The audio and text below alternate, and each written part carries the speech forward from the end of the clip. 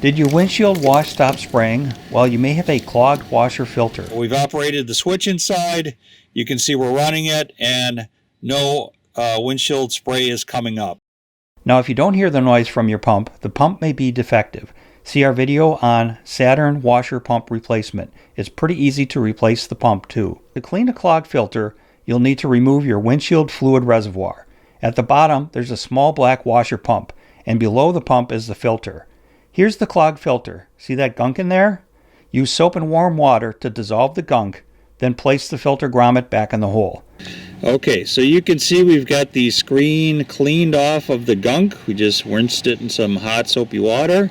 It's all clean. We're going to insert that back into our reservoir down here in the bottom. Here we go.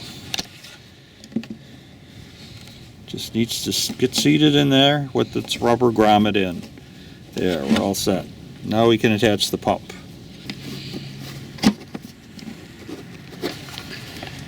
And we're going to just lock it in there. Don't need to overly push it in, just enough to get it seated in. And now we're going to put the reservoir back in place. Keep all these hoses in their proper location. It's kind of a tight fit, so you might have to make sure everything's routed correctly. And we're going to drop it in. So you're going to have to wiggle that radiator reservoir behind it a little and get those hoses in. It's a little tricky.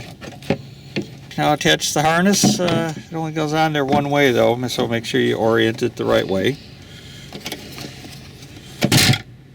Route the hoses and reassemble the washer fluid reservoir. Now your washer spray should work.